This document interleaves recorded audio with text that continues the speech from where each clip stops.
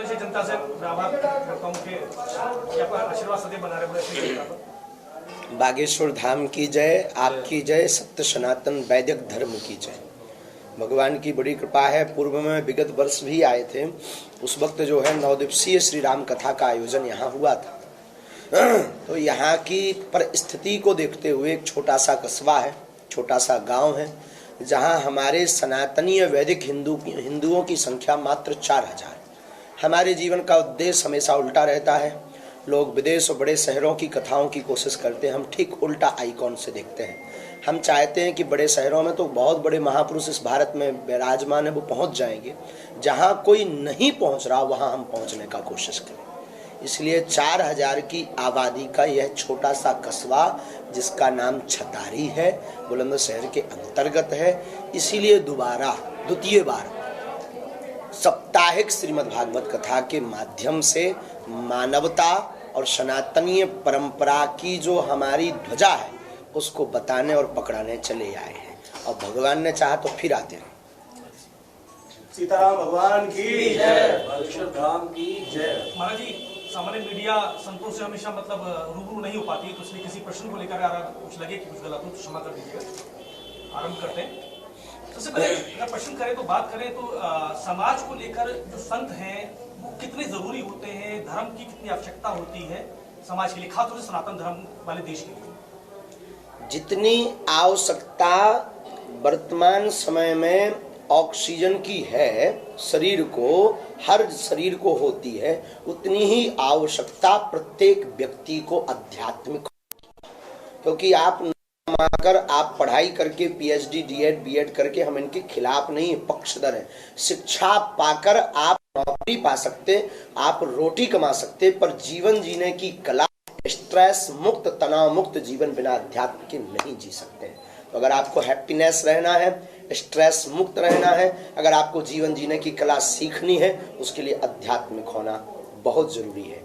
संतों की भूमिका ठीक उसी प्रकार है जिस प्रकार विद्यालय में एक टीचर की भूमिका होती है कि एक अनपढ़ अनभिज्ञ शिशु को, बालक को, विद्यार्थी को वो ग्रेजुएट करके भारत की दिशा और दशा सुधारने का हाथ थमा देते हैं। उसी प्रकार वर्तमान समय में आदि काल से आने वाले काल समय तक संतों की भूमिका रही है, थी, है और सदैव रहेगी, ताकि संस्कृति बची रहे, सनातन बचा रहे और हमारी परंपराएं बची रहे। वरना ये पाश्चात्य सभ्यता व विधर्मी लोग और ये राक्षस वृत्ति के लोग हम सबको खंड विखंड करके जो गुलामी हमने झेली है वो फिर झेलनी पड़ेगी। महाराज जी, पहले आप अभाव में जी रहे थे और अब आपका प्रभाव है, और दूसरा एक और इतने कम समय में 2 वर्ष के अंदर ही आपने करोड़ों लाखों आपके फॉलोअर्स हैं महाराज जी की, बागेश्वर महाराज बालाजी के, इस पर क्या कहना है? ये सभी फॉलोअर्स बागेश्वर बालाजी के हैं। 11 साल से हम दरबार में बैठ रहे हैं, 11 वर्ष से सेवा कर रहे हैं। और जिंदगी में अभाव बहुत जरूरी है। बिना अभाव के आप जिंदगी में प्रभाव की महत्वता और प्रभाव पर पहुंचने का अभाव की महत्वता नहीं समझ पाएंगे। तो हमें लगता है हम आज भी वैसे ही जी रहे हैं। हम अपनी जिंदगी बहुत मस्ती में जीते हैं, बेवाक जीते हैं, स्वतंत्रता में जीते हैं। कोई परतंत्रता हमारे ऊपर नहीं है सिवा सनातन धर्म की परतंत्रता। और हमारे पूर्वजों ने जो है मौलिक रूप से, हमारे पूर्वजों ने, पितरों ने, जो हमारे दादा परदादा हुए, उन्होंने संविधान को स्वीकार किया। उस संविधान के अलावा हमारे जीवन में किसी की जो है परतंत्रता नहीं। महाराज जी, पहले संत आप एक ऐसे हैं हिंदुस्तान के जो लंदन में भी आपकी शक्तियों का डंका बजा है, इस पर बात क्या कहना चाहिए? ये बागेश्वर बालाजी की हमारे प्राचीन काल से ही मंत्रों की शक्तियां रही हैं, बस उसको जानने समझने वाला और उस पर चलने वाला कोई नहीं है। यूँ हम मान सकते जो है वो डंका बजाते हैं। ये गुरु कृपा का बलवान है। गुरु कृपा की महत्वता है कि वहाँ की पार्लियामेंट में भी शक्तियों का कथा व्यास बहुत गए, आचार्य बहुत गए, पर शक्तियों का प्रदर्शन करके कि मंत्रों में क्या ताकत होती है। और जो अंग्रेज दिन रात विज्ञान में डूबे रहते थे, वो अगर जो है ज्ञान को माने और नतमस्तक हो, तो ये वर्तमान समय में भारत के लिए गौरव का विषय है। और इसका प्रचार हम तो पूरे विश्व में करने की तैयारी में हैं। महाराज जी, आप हिंदू राष्ट्र की बात कर रहे थे और कह भी रहे थे, युवाओं के लिए, यूथ के लिए क्या मैसेज देना चाहेंगे? युवा हमारे भारत की दिशा और दशा दोनों सुधार सकते हैं। युवा हमारे इस देश का बूस्ट है। युवा हमारे इस देश का वो आभा मंडल है। युवा भाई बहन हमारे इस देश की वो निधि है, वो संपत्ति है, जिस संपत्ति के प्रयोग से भारत पुनः सोने की चिड़िया बन सकता है। भारत पुनः विश्व गुरु घोषित हो सकता है। विश्व गुरु अभी भी है, पर घोषित रहना बाकी रह गया। महाराज जी, एक सवाल और मेरा कि कई बार देखा है आपके चैनलों के माध्यम से लव जिहाद का मामला कई बार सामने आता है। बहुत उस पर कुछ कहना चाहिए? अनेक बार हमने सावधान किया। हम भारत ये बहनों को, बेटियों को सावधान करेंगे। स्वधर्म निधनम श्रेया परधर्मो भयावह। हमारे शास्त्र में स्पष्ट कहा है, अपने धर्म में मरना श्रेयस्कर है दूसरे धर्म में विचार करने से। एक किसी बहुत बड़े महापुरुष का सूत्र था, तिल के तेल का कनिस्तर में हाथ डुबो देना, फिर तिल के बोरा में हाथ लगा देना। जितना तिल आपके हाथ में चिपक जावे उतनी बार भी दूसरे धर्म का व्यक्ति अपने बाप की सौगंध खाए तब भी एक तिल बराबर भरोसा नहीं करना। जो बहनें कहती, जो बेटियां कहती हमारा वाला ऐसा नहीं हो सकता, उनका हाल श्रद्धा जैसा होता है। इसलिए भारत की बेटियों को अब समझना पड़ेगा, मानना पड़ेगा, वरना वो अपने साथ साथ अपने परिवार को जीवन भर का दुख और सनातनी हिंदुओं की कमर तोड़ करके जाएंगी। ये उनके लिए कलंक होगा। इसलिए भारत की बेटियों को, सनातनी बेटियों को अब जागना पड़ेगा, उन्हें हिंदू शेरनी बनना पड़ेगा। और ऐसा हो ही नहीं सकता, काजल की कोठरी में काला टीका न लगे, ऐसा हो नहीं सकता। महाराज जी, जो समाज है कहीं ना कहीं राजनीतिक जो धारा है उससे कहीं प्रभावित रहता है। लोग जो राजनीतिक पार्टियां हैं उनसे जुड़े होते हैं, उनकी राजनीतिक धारा से जुड़ते हैं। कुछ लोग जो खुद को सेकुलर कहते हैं लेकिन हिंदू हैं, उनका हमेशा ये मानना होता है कि कहीं ना कहीं लव जिहाद जो उपज है वो कहीं ना कहीं सोच है, उसको पैदा किया गया है। ऐसा कुछ नहीं होता। लोगों को एक दूसरे के साथ प्यार करने का अधिकार होता है। तो ऐसे सेकुलर जो बुद्धि वाले लोग हैं उनके क्या कहना है? हमें तरस आता है उन पर हिंदू होने पर, उनकी हिंदू कहलाने पर। हमें तो शंका भी हो रही उनकी हिंदू कहलाने पर। ये सोच है अगर, तो श्रद्धा कांड क्या है? ये सोच है तो भारत में जितने भी आतंकी हमले हुए वह एक विशेष समुदाय से क्यों आए? अगर ये सोच है तो श्रद्धा के 35 टुकड़े करने वाला एक विशेष समुदाय से क्यों है? इसका उत्तर उनके पास नहीं होगा। वो कहेंगे ऐसा तो हिंदुओं में भी हो सकता है। हमारे हिंदुओं में इतनी निर्दयता नहीं है। अगर वो सच्चा हिंदू है, सच्चा सनातनी है, क्योंकि हमारा भारतीय सनातनीय संस्कृति का उपदेशक शास्त्र हमेशा कहता है दया ही मूल है, दया पर जियो, दया करो। तो हमारी दृष्टि कहती है कि वो जो सेकुलर लोग कहते हैं कि एक उपज है, वो भी ऐसे ही उपज हो गए होंगे। जिस एरिया में आप रहते हैं, महाराज जी, धर्मनिरपेक्ष होना गलत है। धर्मनिरपेक्ष होना गलत है। धर्म निरपेक्ष होना क्यों? धर्मनिरपेक्ष होना गलत नहीं है और है भी, दोनों परिस्थिति के अनुसार। धर्मनिरपेक्ष को ना हम गलत ठहरा सकते हैं न सही ठहरा सकते हैं। दोनों परिस्थिति के अनुसार खड़ा होना बहुत जरूरी है। कई बार ऐसी परिस्थिति बनती है जब भगवान कृष्ण संकल्प लेते हैं, हम महाभारत में कोई भी अस्त्र शस्त्र नहीं उठाएंगे, पर अपने भक्त की रक्षा के लिए उन्हें जो है पहिया उठाना पड़ा। तो धर्मनिरपेक्ष और धर्म पर यही चर्चा है कि ना वो गलत है ना वो सही है, समय और परिस्थिति के अनुसार। भारत विविधता का देश है, विभिन्न धर्म संप्रदाय इस देश। धर्म तो एक ही है, बाकी तो पंथ और मजहब है। आपकी भूल बहुत बड़ी है। धर्म एक ही है, सनातन वैदिक धर्म, बाकी सब पंथ और मजहब हैं। न कोई दूसरा धर्म आज तक हुआ, और कभी भी दो धर्मों में लड़ाई जिंदगी में कभी हुई नहीं। भारत के इतिहास या विश्व के इतिहास में दो धर्मों में लड़ाई कभी हुई नहीं। हमेशा लड़ाई हुई धर्म और अधर्म की लड़ाई हुई है।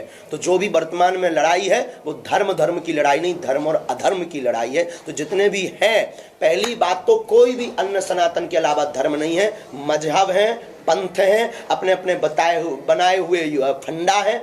धर्म सिर्फ एक है, वैदिक सनातन धर्म, इसके अलावा कोई दूसरा धर्म नहीं है। भारत विविधताओं का देश है, भारत में सब समाया हुआ है, हमें स्वीकार है, हम भारत के नागरिक हैं। हमारे पूर्वजों ने यहाँ पर जो है यहाँ के नियम को पालन किया, हम उसको पालन करेंगे। लेकिन फिर कहेंगे धर्म सिर्फ एक है। ये बात अब हिंदुओं को, सनातनियों को और प्रत्येक लोगों को दिमाग में भर लेनी चाहिए, बाकी सब मजहब। महाराज जी, आप जैसे इन फ्यूचर आपको किसी एक विचारधारा के विषय में खड़े होने के लिए मौका मिले तो किस विचारधारा के साथ? सनातन मानवता, और दूसरा एक सवाल मेरा ये है कि अभी आपने भास्कर को जो इंटरव्यू दिया उसमें आपने गृहस्थ आश्रम को लेकर कहा कि इन फ्यूचर आप गृहस्थ आश्रम में जाएंगे, तो आपके जो प्रतिद्वंदी हैं, विरोधी हैं, वो कह रहे हैं कि जो शक्तियां अभी आपके पास है, दलीय शक्तियां हैं, मंच की शक्तियां हैं, वो खत्म हो जाएंगी। बहुत अच्छा प्रश्न। लगातार ट्रोल कर रहे हैं और कल आपने जैसे मंच से कहा तो जो सऊदी अरेबिया के जो एक्टिविस्ट हैं वो ट्विटर पे आपको ट्रोल करते हैं, इस पे आप क्या? सऊदी अरब और बहुत अच्छा विषय आपने उठाया, हम आज बोलने ही वाले थे।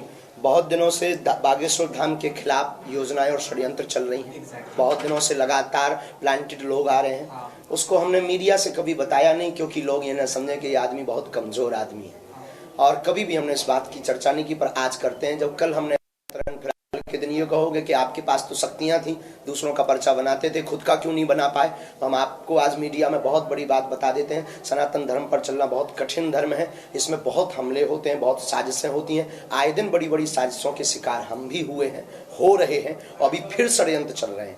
इस बात के लिए हम कहना चाह रहे हैं कि हमने सनातन की जोत है, प्रत्येक भारतवासी से कहना चाह रहे हैं कि मानवता, एकता और सनातन की ये जोत बुझनी नहीं चाहिए। हमें किसी का डर नहीं, एक रत्ती भर हमें डर नहीं है अपने शरीर का, एक रत्ती भर। लेकिन वर्तमान में बहुत बड़ी साजिश चल रही है, हो सकता हमारे जान के लिए भी चल रही है, हो सकता ये भी सत्य है, ये भी तैयारी चल रही है। अभी हमको बदनाम करने की भी तैयारी चल रही है, प्लांटेड लोग हमारे पास भेजे जा रहे हैं। हम फिर कहेंगे आप लोग डगमगाना नहीं, हम आपको वचन देते हैं जब तक सिर्फ सनातन की बात करेंगे। जब भी ऐसा कोई कारण होगा हम स्वयं चाहे पीछे हट जाएंगे, पर सनातन को मिटने या झुकने नहीं देंगे।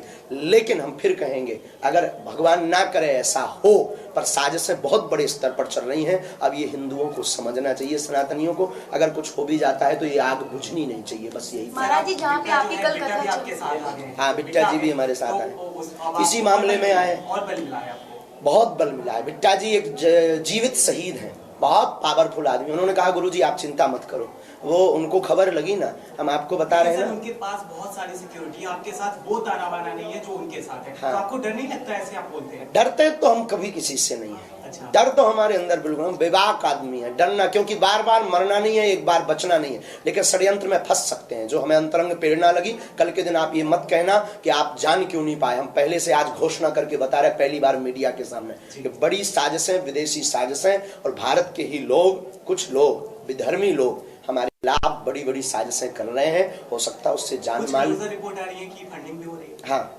यस, बिल्कुल सही आपने क्वेश्चन किया, बिल्कुल सही। हमारे खिलाफ फंडिंग भी की गई, अरब देशों से भी चर्चा आई, यहाँ से भी आई है, तो हमें उससे डरना नहीं। हो सकता जान माल पर भी हमारे ऊपर वो हो, और ये प्रेरणा हमें किसी व्यक्ति ने नहीं दी है, किसी बिट्टा जी ने भी नहीं ये चर्चा की है। ये चर्चा हम अपनी अंतर मन की, जो हमारी शक्तियाँ हैं, जो हमारे पास गुरु कृपा है, जो हमारे पास हनुमान जी की दया है, उन प्रेरणा से हम आपको बता रहे हैं कि सत्य है, इसमें बिल्कुल किंच बराबर भी झूठ नहीं है, लेकिन हमें भयभीत नहीं होना। फ्यूचर यदि आपकी सिक्योरिटी और ज्यादा होम मिनिस्ट्री बढ़ाता है तो आप वो सिक्योरिटी लेंगे? क्योंकि आप जैसे ही आप बढ़ रहे हैं, आपकी लोकप्रियता का ग्राफ बहुत ऊपर जा रहा है, तो आपको जो है आप जान माल का भी खतरा होने वाला है। तो आपकी यदि गृह मंत्रालय से सिक्योरिटी बढ़ाई जाती है तो आप उसको स्वीकार करेंगे? बेझिझक हमें सनातन का बड़ा कार्य करना है।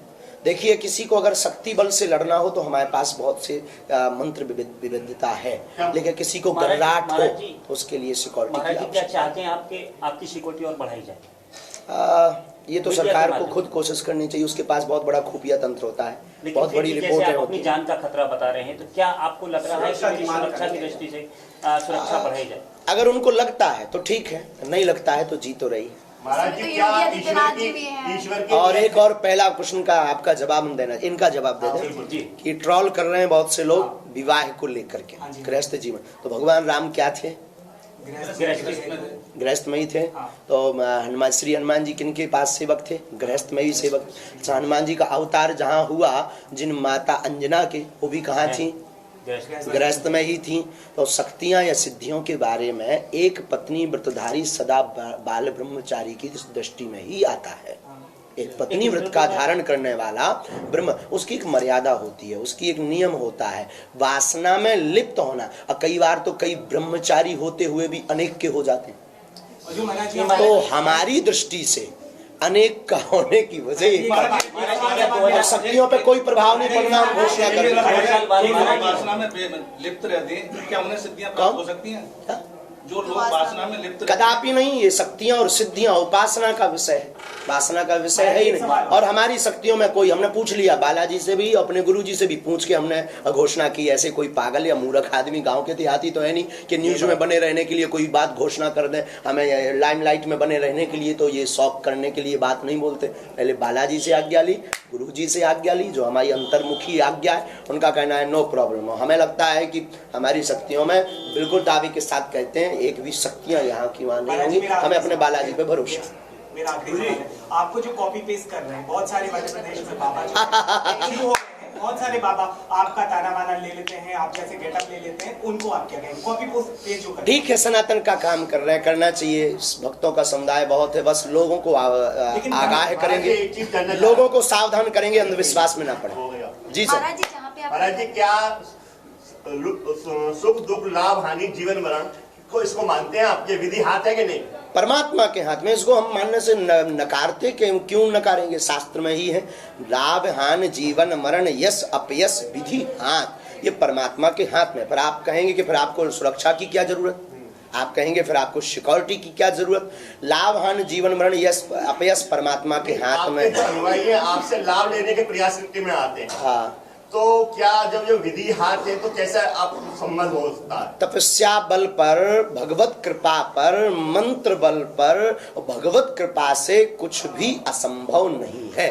दूसरी बात, जो लिखा है वो होना, परंतु बड़े स्तर की चीज छोटे स्तर में निकल जाती है। मान लीजिए 10 सीढ़ियों से गिरना है तो किसी बुद्ध पुरुष और महापुरुष की शरण में आप 2 सीढ़ी से गिरेंगे, 8 आपकी बच जाएंगी, गिरना तय है। मान लीजिए 2 सीढ़ी आपको चढ़ना है तो किसी बुद्ध पुरुष और गुरु कृपा से आप सीधी 10 सीढ़ियां चढ़ जाएंगे। इतना बूस्ट, इतनी उनका जो सौभाग्य, गुरु का सौभाग्य शिष्य के दुर्भाग्य के साथ जुड़ता है तो उस शिष्य का कल्याण हो जाता। इसलिए भारत में गुरु परंपरा है, पूरे विश्व में गुरु परंपरा है, इसीलिए दरबार की आवश्यकता है। जब व्यक्ति को दिखाई नहीं पड़ता हमें क्या करना चाहिए, तब ईश्वर की शरण में आने के लिए महात्मा, गुरु, संत, दरबारी, सिद्ध पुरुष ये सिर्फ माध्यम है आपकी बाहें पकड़कर ईश्वर से जोड़ने का, ना कि साध्य। और हम हमेशा बोलते कि हमसे जुड़ने की आवश्यकता नहीं है। जुड़ना ही है तो बालाजी से जुड़ो। हमें बालाजी ने जो सिद्धि दी वो किसी और काम से दी, वो हम कर रहे हैं, जिसकी मिर्चा पूरे भारत में विधर्मियों को लग रही है। कर्म प्रधान है के भाग्य? कर्म से ही भाग्य बनता है। कर्म करना जरूरी है, कर्म करना बहुत जरूरी, कर्म के साथ कृपा जरूरी, कर्म के बिना फल नहीं मिलेगा। महाराज जी जहाँ पे आप कथा कर रहे हो वहाँ पे बहुत सारे मुस्लिम हैं, बहुत सारे मुस्लिमों के घर हैं, इसके बावजूद भी वो समर्थन करें, क्या उनके बारे में क्या बोलना चाहेंगे? जैसे आप अच्छा है। भागवत में बोला था कि उन्होंने कथा में प्रसाद बांटा, कथा में व्यवस्था की, सेवा की, करना चाहिए, बहुत जरूरी है। देखो, भारत ऐसा राष्ट्र है, भारत, हमारा सनातन धर्म किसी से विरोध करना नहीं सिखाता है। हम तो मानवता के आदमी हैं, लेकिन सनातन के कट्टर हैं। सीधी सी बात फिर कहेंगे, कायदे में रहोगे तो फायदे में रहोगे। महाराज जी, एक प्रश्न ये है कि समाज में आप आजकल देख रहे हैं आधुनिकता के नाम पर जो बच्चे हैं, युवा हैं, तो कहीं ना कहीं जो उनके वस्त्र जो है वो बदल चुके हैं, पहना बदल चुका है। वहीं दूसरी ओर लोग घूमने के लिए तीर्थ स्थलों पर जा रहे हैं, शादी के बाद हनीमून मनाने के लिए लोग तीर्थ स्थलों पर जा रहे हैं। तो आप इसको किस तरीके से देखते हैं? इस पर आप क्या मैसेज देना चाहिए? ये पाश्चात्य सभ्यता का प्रभाव है और इसके लिए हमारे जिंदगी में हम आप सबको यही कहना चाहेंगे कि अपनी संस्कृति को कदापि नहीं भूलना चाहिए। जो हमारी परंपरा है घर की, स्वप्न में नहीं भूलना चाहिए, चाहे जितने बड़े बन जाओ, और अपनी संस्कृति पर सदैव रहो, अडिग रहो, उसको मानते रहो। इसके लिए ये सब मूवियाँ ही जिम्मेवार हैं। महाराज जी, एक हिंदू इकाई के लिए आप उपाय कर रहे हैं गुरुजी, फिर भी लोग जो है गौ माता का दूध पीने के बाद उसको छोड़ देते हैं, उसके लिए क्या संदेश देना चाहेंगे आप? हम यही कहेंगे कि अगर माँ को आवारा घुमाओगे तो पुत्र की बदनामी होगी। अगर या तो गाय को माँ कहना बंद कर दो, अगर गाय को माँ कहते हो तो उनको सड़कों पर मत घुमाओ। माँ अगर सड़क पर बैठेगी तो पुत्र की क्या दुर्दशा होगी। मुझे सनातन धर्म की रक्षा और हिंदुओं की एकता के लिए बारे में आप बार बार कहते हैं, बिल्कुल। उसके बावजूद ही लोग जो है अपने इस धर्म से जो है विचल रहे हैं, हट रहे हैं, उनके लिए क्या समझ? उनके लिए ये इसमें बहुत बड़ा षड्यंत्र है। हिंदू सनातनी बेचारा भोला आदमी है ना, ये लोग समझते नहीं, बहुत भोले, बातों में आ जाते हैं। अब नए नए दरबार चालू हो गए दूसरे धर्म वालों के, वो ऐसा फू करते हैं, आदमी हो जाता है। हम उन्हें क्या बतावे? आप आप सुनकर आश्चर्यचकित होंगे। हम एक बार अपने गुरुजी से, जो हमारे गुरुजी हैं, बात तो नहीं करते, सामने नहीं बैठे, सन्यासी बाबा, पर अंतर्मन में हमारी बात होती है। तो हम एक दिन गुरुजी से पूछ रहे कि आपने हमें ये सिद्धियां, ये शक्तियों से क्यों जोड़ा? अच्छी खासी कथा करते हैं, क्या जरूरी है? बेफजूली की आपत मोल ले रहे। बोले बेटा, सठे साठ्यम समाचरित, जैसे को तैसा जवाब देने के लिए ये सिद्धियां हैं तुम्हारे पास। तुम्हें पूरे भारत में राम नाम का प्रचार करना है, करना है, करना है, अंजाम कुछ भी हो। इसीलिए हम आपसे ये कहना चाह रहे हैं, हिंदू बहुत भोला है, वो क्षणिक सुख के लिए किसी को भी आज के समय में व्यक्ति भगवान मान लेता है। भगवान एक ही है, वो भगवान राम और हनुमान जी। अनेकों संत राजनीति में आए हैं, भविष्य में अगर आपको राजनीति करने का मौका मिला तो राजपीठ अलग है, व्यासपीठ अलग है, हमें मौका भी मिलेगा तब भी धन्यवाद। राजनीतिक परिदृश्य पर कुछ ऑफर कहना तो आते चाहेंगे? रहते होंगे। राजनीतिक परिदृश्य पर हमारा यही कहना है कि राजनीति होनी चाहिए, पर राष्ट्र हित की नीति के साथ होना चाहिए। स्वार्थ हित, स्वाहित और केवल पार्टी तक सीमित वाली राजनीति गंदी राजनीति है। राजनेताओं के ऊपर अंकुश लगाने के लिए इसलिए व्यासपीठ है, इसलिए सब राजनेताओं को व्यासपीठ का सहारा लेना चाहिए और उपदेशों को सुनकर मनन करना चाहिए, ताकि राष्ट्र हित पर चिंतन। कुछ राजनीतिक लोग आए भी हैं। प्रचार करने के लिए जंगलों में क्यों जा रहे हैं वनवासियों की, जिसकी क्या जरूरत है? अनेक मिशनरियां उनको, भोले भाले लोगों को लालच देकर के बहला रहे हैं, बहका रहे हैं। बड़े बड़े कथा व्यास उन तक पहुंच नहीं पाते हैं, बड़े बड़े आचार्य उन तक पहुंच नहीं पाते हैं, क्योंकि धन वो देते नहीं हैं, शहरों में वो आ नहीं पाते हैं। और अमीर लोग सिर्फ मंच पर आते हैं, गरीब सिर्फ ताली बजाने के काम आता है, वनवासी सिर्फ ताली बजाने के काम आता है। इसलिए हमने उल्टा कार्य किया है कि हम वन में जाकर के कथा करेंगे और अमीरों की जगह उन वनवासियों को मंच पर चढ़ाएंगे और अमीरी मंत्रियों को नीचे बैठा करके ताली बजवाएंगे, ताकि समानता का भाव प्रकट हो सके और मिशनरियों पर अटैक हो सके। तब तो ये हमारे खिलाफ षड्यंत्र होने लगे हैं, क्योंकि उन्हें डर लगने लगा ये आदमी उल्टा। आप कई बार हिंदुत्व को लेकर गुरु जाते हैं, इसको लेकर आप कई लोगों के निशाने पर भी हैं, इसको लेकर क्या कहते हैं? निशाने पर होने से हमें कोई फर्क नहीं पड़ता है। बहुत अपनी जिंदगी विवाक रहते हैं, हमें उससे कोई फर्क नहीं पड़ता, किसी के भी निशाने पर हो। हम हनुमान जी के सहारे पर हैं, हनुमान जी के निशाने पर बने रहें, बस एक निशाना हमको चाहिए। लोग क्या कहते, हमें इससे डर नहीं, न हमें कल की परवाह है न आज की परवाह है। कल प्राण जाते हो चले जाएं, लेकिन हम हिंदुओं को, सनातनियों को, जितने हमसे लोग जुड़े हैं, हम यही कहेंगे जो दीपक हमने जलाया है ये बुझने मत देना, बस। महाराज जी, एक लास्ट क्वेश्चन, मीडिया के माध्यम से क्या देश को संदेश देना चाहिए? भारत में अगर सामाजिक समरसता बनाना है, सबसे पहले जातिवाद पर प्रहार किया जाए, जातिवाद शून्य किया जाए और सनातनीय संस्कृति के प्रचार के लिए बल दिया जाए। ये प्रत्येक राजनीतिक पार्टी को समझना चाहिए और प्रत्येक मानव के लिए हमारा यही प्रार्थना है, जितने भी लोग रहते हैं, किसी भी धर्म से हो, धर्म तो सनातनी है, बाकी जितने भी पंथ के लोग हैं, श्रीमान जी हरो, सबसे निवेदन है, सबसे सर्वोत्तम धर्म है मानवता का धर्म। तुम सब कुछ करना पर मानवता का धर्म मत भूलना। और अगर धर्म के खिलाफ लड़ रहे हो तो आप अधर्मी हो। कभी दो धर्मों में लड़ाई नहीं होती है, अगर आप लड़ रहे तो आप अधर्मी हो। लड़ाई हमेशा धर्म और अधर्म में होती है। इसलिए कोशिश करो कि सब लोग सामंजस्य में रहें, प्रेममय रहें, मानवता की सीख सदैव देते रहो। हाल ही में आमिर खान ने अपने नए ऑफिस का उद्घाटन किया है, कलश पूजन के बाद, इसको लेकर क्या कहेंगे? हाँ, ये जो है, ये हिंदुओं के जगने का सुप्रभाव मिलने लगे हैं, हरे झंडे, ये हरी झंडी मिलने लगी है। हिंदू जग रहे हैं ना, जो बाइकआउट कर रहे हैं सनातनी, ये कथा का परिणाम है। जो लोग कहते हैं कि महाराज जी क्या होता आपके बोलने से, चिल्लाने से, नाराज होने से, सिर्फ न्यूज पेपर बन जाते हो, ये देखो ये होता है कि वो कलश भी रख रहे हैं, तिलक भी लगा रहे हैं, प्रणाम भी कर रहे हैं। धीरे धीरे वो समझ गए हैं, वो समझ गए हैं कि अगर जीना है तो ऐसे ही अच्छे से जी सकते हैं। जी अपना व्यवसाय बनाने के लिए ढोंग कर रहे हैं। कौन? आमिर खान जैसे ढोंग भी है लेकिन सनातन तो है। आमिर खान ने कलश पूजा की, अगर कोई और कर देता है छोटा तो उसको फतवा जारी हो जाता है कहीं या नमाज पढ़। यही तो वैमनस्यता है, ये उन लोगों को समझना चाहिए, उनके धर्म के लोगों को एक बार मीटिंग करना चाहिए उनको हमारे साथ। गुरुजी कल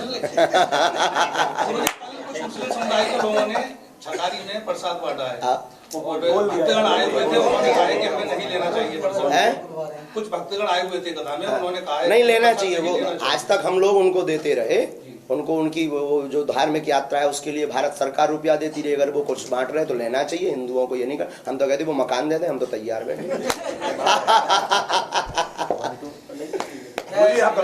मंत्र से करते हैं, मंत्र से, कोई यंत्र तंत्र नहीं, सिर्फ मंत्र चिकित्सा राम नाम। हम कोई तांत्रिक आदमी नहीं है। महाराज तो क्या ये चिकित्सा विभाग में जो डॉक्टर लोग हैं क्या वो भी आपके विरोध में रहते हैं? नहीं, कोई डॉक्टर विरोध नहीं, सपोर्ट में है हमारे। सपोर्ट में। हाँ, सपोर्ट में है, क्योंकि हम दवा के खिलाफ नहीं है। दवा और दुआ दोनों को साथ लेकर चलते हैं, ये बहुत अच्छा विषय है।